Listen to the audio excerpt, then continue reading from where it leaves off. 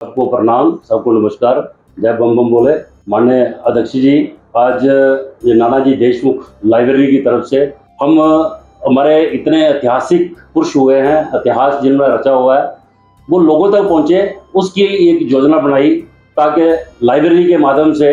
ये अपने यूथ को और जनता को ये पता चले कि कौन कौन से ऐसे नेता रहे, ऐसे शख्सियत रही जिन्होंने देश के लिए, समाज के लिए अपना जीवन दे दिया। तो आज हम अपनी भारतीय जनता पार्टी के कार्यालय में जो लाइब्रेरी है, तो हम इसमें आप आए तो आप इसको संबोधन करोगे, जहां हम इंटेलेक्चुअल्स को भी बुलाएंगे और हर मुद्दे के ऊपर बात होगी और हम सत्ता एक ना एक मुद्दे पर बात हम लाइब्रेरी के माध्यम से जनता तक पहुंचाने का प्रयास करेंगे। आज हमने टॉपिक चुना है डॉक्टर श्यामा प्रसाद मुखर्जी, जो जिन्होंने देश के लिए अपनी कुर्बानी दी और मात्र 53 साल की आयु में उन्होंने इतना इतिहास भी रचा और दुनिया से चल बसे कि जब तक भी दुनिया रहेगी, जब तक सूरज चांद रहेगा, तब तक उनका नाम रहेगा। ऐसे ऐतिहासिक पुरुष को आज समाज के सामने दर्शाना और यूथ को समझाना और यूथ तक ये बात पहुंचाना, इसके लिए हमने आज प्रयास किया है। क्योंकि एक ऐसे व्यक्ति जिन्होंने मात्र छोटी सी अवस्था में ही एक बड़ी यूनिवर्सिटी के वो वाइस चांसलर बने और उनका इतिहास आपके माध्यम से हम जनता को बताना चाहते हैं, ताकि जनता रूबरू हो और सबको ये पता चले कि ऐसे ऐसे ऐतिहासिक पुरुष हमारे समाज में रहे हैं, हमारे देश में रहे हैं, जिनके माध्यम से आज इतिहास जिसको कहा जाता है, इतिहास जो रखते हैं उसी का नाम इतिहास है। और लिखने से इतिहास की वैल्यू बढ़ती है और किसी को इतिहास समझाने से उस इतिहास को जिंदा रखने का एक माध्यम होता है। तो आज हमारे बीच में हमारे प्रदेश के अध्यक्ष माननीय श्री सर जी, उनके माध्यम से हम डॉक्टर श्यामा प्रसाद मुखर्जी, जिन्होंने बलिदान जम्मू कश्मीर के लिए बलिदान दिया और भारतीय जनता पार्टी यानी कि जनसंघ के पहले यानी के संपादक थे और जो पहले अध्यक्ष रहे हैं, और उनके माध्यम से आज हमारी पार्टी कहीं से कहां तक पहुंची है, उनका इतिहास हम रूबरू करना चाहते हैं। माननीय अध्यक्ष जी से मैं अनुरोध करता हूं कि कृपया हमें अपना मार्गदर्शन करें, हमारा मार्गदर्शन करें। धन्यवाद कुलभूषण जी। आज इस लाइब्रेरी के माध्यम से और इस लाइब्रेरी में जो एक इतिहास है, हम सब जानते हैं कि सभी देश के प्रमुख नेतागण, समाज सेवी, जिन्होंने अपना पूरा सर्वस्व, पूरा जीवन जो था इस देश के लिए समर्पित किया, इस समाज के लिए समर्पित किया, और उन्हीं में से ही एक श्यामा प्रसाद मुखर्जी, जिन्होंने अपना पूरा जीवन एक एकेडमिशियन के नाते, एक परिपक्व लॉयर के नाते और उसके साथ साथ समाज सेवा और पॉलिटिक्स, ये तीनों उनके खून में थे। पिताजी कलकत्ता यूनिवर्सिटी के, और उस समय कलकत्ता और आज का कोलकाता, उस यूनिवर्सिटी में वीसी के तौर पर, और मात्र 33 वर्ष की आयु, बड़ी लंबा चौड़ा, मुझे आज क्योंकि संक्षिप्त समय के बीच में मुझे अपनी बात रखनी है, तो मात्र 33 वर्ष की आयु में एक बड़ी यूनिवर्सिटी का वीसी बनना अपने आप में दर्शाता है कि किस तरीके का वातावरण उस वक्त था। और वो चाहते थे कि मैं अपने स्टूडेंट्स के लिए कुछ करूं, अपने समाज के लिए कुछ करूं। वो एक ऐसे समर्पण के भाव से उन्होंने अपना जीवन जिया है। आज भी वो प्रेरणा लेकर, वो मेरा मानना है कि आज भी हमारी धमनियों में जो रक्त बह रहा है, हम सब उनसे प्रेरणा लेकर जो है वो काम कर रहे हैं। उस महान विभूति को बड़े 3 कारणों से जो है जाना जाता है। बहुत से कार्य उनके समय में हुए हैं, लेकिन बड़े 3 कार्य: भारतीय जनसंघ की स्थापना, और उस वक्त कांग्रेस की नीतियां ऐसी थी जिसके चलते लगता था कि देश जो है वो अराजकता की तरफ बढ़ रहा है, और ऐसे समय में उनके माध्यम से भारतीय जनसंघ की स्थापना, और हम सब जानते हैं कि एक विपक्ष के रूप में, एक सशक्त विपक्ष के रूप में भारतीय जनसंघ के बारे में सोचा गया, कांग्रेस की मनमानियों को रोकने के लिए। लेकिन आज उसका एक नया स्वरूप भारतीय जनता पार्टी के रूप में, विश्व की सबसे बड़ी political party Bharatiya Janata party, भारतीय जनसंघ का एक नया स्वरूप जो आज है वो बन चुकी है। एक उस कार्य के लिए भी, और मेरे इस देश में,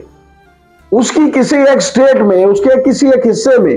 2 विधान नहीं चल सकते, 2 निशान नहीं चल सकते, और दो प्रधान नहीं चल सकते। हम सब जानते हैं कि 370-35 से हमारे ऊपर थोपा गया था और हमारे प्रदेश में 2 विधान थे, 2 निशान थे, 2 प्रधान थे। उसके लिए लड़ाई लड़ते हुए बिना परमिट 1953 में जिस तरीके से उन्होंने माधोपुर से इस प्रदेश में जो था जम्मू कश्मीर में दाखिला लिया, और हम सब जानते हैं संदिग्ध परिस्थितियों में उनकी हत्या की गई। हत्या इसलिए क्योंकि वो परिस्थितियां वैसी क्रिएट की गई। हालांकि एक मेंबर पार्लियामेंट के नाते, एक पूर्व केंद्र में पहले मंत्री होने के नाते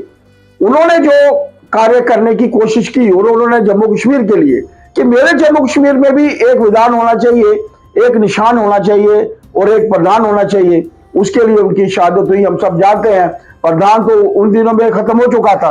लेकिन देश के प्रधानमंत्री नरेंद्र भाई मोदी जी को हम लोग साधुवाद देना चाहते हैं, उनको आभार प्रकट करना चाहते हैं कि उनके माध्यम से आज ये परिस्थिति है कि ना 370 है ना 35 से है, और पूरे भारतवर्ष के हर खित्ते की तरह, हर प्रदेश की तरह, हर यूटी की तरह हमारे यहाँ भी एक विधान है, एक निशान है और एक ही प्रधान जो पूरे देश भर को जो है वो संचालित कर रहे हैं वही है। आज हम सबको उस महान विभूति से प्रेरणा भी लेना चाहिए, क्योंकि एक ऐसा शख्स जो चाहते मंत्री पद पर रहकर अपना जीवन व्यतीत कर सकते थे। मंत्री पद पर रहना एक अपने आप में बहुत बड़ी बात थी, लेकिन नेहरू लियाकत अली पैक्ट हम सब जानते हैं, जिसके चलते ये तय हुआ था कि पाकिस्तान में रहने वाले हमारे हिंदुओं को किस तरीके से उनको सुरक्षित यहां पर पहुंचाया जाए या उनके हकों की रक्षा की जाए। और वैसे भी जो हिंदुस्तान में मुस्लिम लोग यहां पर रह रहे थे उनकी रक्षा की जाए या यहां पर उनको स्थापित किया जाए। भारतवर्ष में तो नेहरू जी के माध्यम से, इस देश के माध्यम से हुआ, लेकिन हम सब जानते हैं कि लियाकत अली जी के नेतृत्व में जो कार्य पाकिस्तान में हुआ, जहां पर निहत्थे हमारे लोगों की हत्या, और हम सब जानते हैं कि उसके चलते उस समय के प्रधानमंत्री जी की नीतियों से अप्रसन्न होकर उन्होंने सरकार भी छोड़ी, और एक बड़ा कार्य जिसके लिए सदियों तक उनको याद रखा जाएगा। उस वक्त बंगाल के 2 हिस्से, एक हिस्से में मुस्लिम थे, पश्चिम बंगाल और पूर्वी बंगाल। पूर्वी बंगाल में मुस्लिम समाज के लोग थे, मुस्लिम धर्म के लोग थे, लेकिन पश्चिम बंगाल जो था, आज जो भारतवर्ष का हिस्सा है, उसमें हिंदू समाज के लोग थे, हिंदू धर्म के लोग थे, और उस समय का विभाजन एक जरूरत थी, और उस विभाजन में इनका एक रोल था। उस रोल के लिए उस शख्सियत को जाना जाएगा, नहीं तो ये कलकत्ता, आज जिसे हम कोलकाता के नाम से जानते हैं, ये पश्चिम बंगाल के बजाय पूर्वी बंगाल में होता और ये पाकिस्तान का हिस्सा होता। लेकिन बड़े 3 कार्यों के लिए इस शख्सियत को हम लोगों ने याद रखा है, और आज इस महान विभूति से प्रेरणा लेकर, क्योंकि जो कार्य उन्होंने उस समय में किया है, आप ये मानकर चलिए कि उन्हीं के चलते आज हम लोग सुरक्षित हाथों में हैं। वो चाहते थे मेरे देश की सुरक्षा रहे, उसके लिए हमारी सीमाएं जो है वो मजबूत रहनी चाहिए, आर्थिक दृष्टि से मेरा भारत मजबूत रहे, उसकी भी तरफ उन्होंने कार्य किया। उस महान विभूति से प्रेरणा लेकर मेरा मानना है कि पूरा समाज आज यहाँ पर काम कर रहा है, और यहाँ तक प्रश्न भारतीय जनता पार्टी का है, जिसमें लगभग 17 करोड़ से भी ज्यादा हमारे प्राइमरी मेंबर्स हैं। आज सभी उस महान विभूति को याद करते हैं। जम्मू कश्मीर अगर भारत का अभिन्न अंग है, तो इसमें श्यामा प्रसाद मुखर्जी का एक विशेष योगदान था, विशेष रोल था। उस महान विभूति को आज हमने नाना देशमुख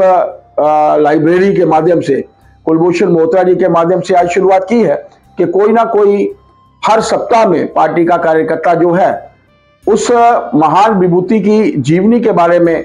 5, 7, 10 मिनट के लिए कुछ ना कुछ बात रखेगा, ताकि हमारे सभी कार्यकर्ताओं के ध्यान में हो कि किस तरीके से हमारे वो लोग जिन्होंने आज मंदिर के ऊपर वाले बुर्ज को तो हम सब देखते हैं चमकता है, लेकिन वो मंदिर किस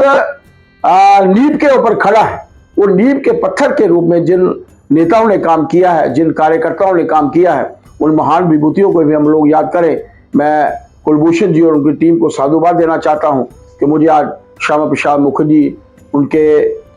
जीवन के बारे में बोलने का जो है वो मौका मिला है। इन्हीं शब्दों के साथ जय भारत, जय हिंद। हमने शुरुआत की है माननीय अध्यक्ष जी से इस की शुरुआत की है। इसी तरह हर सप्ताह एक ना एक नेता द्वारा और एक नेता के प्रति जब जिन महान विभूतियों ने देश के प्रति एक अच्छा काम किया है उनके प्रति आपको आप तक उनका मैसेज पहुंचाया जाएगा। उनकी जीवनी, उनकी बायोग्राफी आप सब तक पहुंचाई जाएगी ताकि हमारे यूथ को ये पता चले कि देश में कैसे कैसे रहनुमा थे जिन्होंने एक अपना आपको बलिदान देके और समाज की खातिर उन्होंने अपना कैसे कैसे कर्म किए और आज जिनकी छत्रछाया में हम लोग खड़े हैं उनको याद करने का मौका मिले। धन्यवाद अध्यक्ष जी, धन्यवाद।